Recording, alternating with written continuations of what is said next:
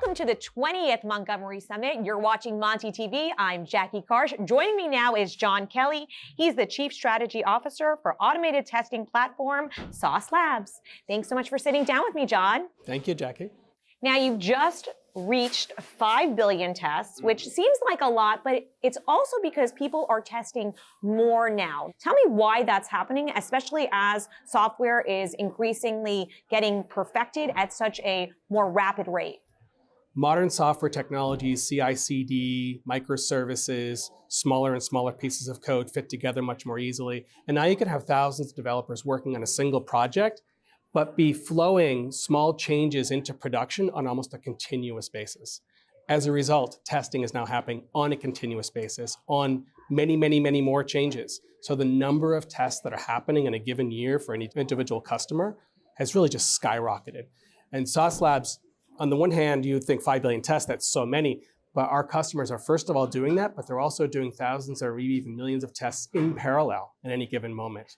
And that's part of the technology we have also, is the ability to parallelize all your tests. What are some key trends you're noticing in the functional testing space? I think the key one is the effect of DevOps, CI/CD, et cetera, on the way testing gets thought of. As I mentioned earlier, many more types of tests all the way throughout the software lifecycle. So now you have developers doing a lot of early testing. You also have developers being responsible even for functional testing that used to be for QA and SDET. But now you also have developers being even responsible for the quality in production. And this is a very interesting trend. We're starting to see testing and observability, two markets that were completely separate from each other, starting to pull together a little bit. Because again, it's continuous. You want to have a constant flow of things into the production, but then you want to have bugs, et cetera, that happen in production coming back quickly to the developer. Developer fixes them, then tests them again and sends them out. So it's this constant back and forth process. And so the big trends are the way software has changed, but also observability and testing starting to come together. So many more people are using their phones, using their devices. Does that affect how testing works for you? Because you're testing for scale as well.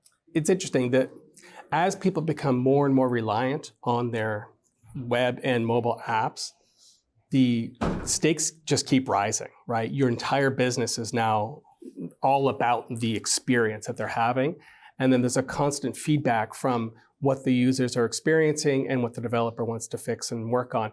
But there's also this notion that I want to keep delivering more value every single day in smaller and smaller chunks in reaction to how my users are operating. So if I see my users using a certain portion of the app in a way that was unexpected, I might want to change it up.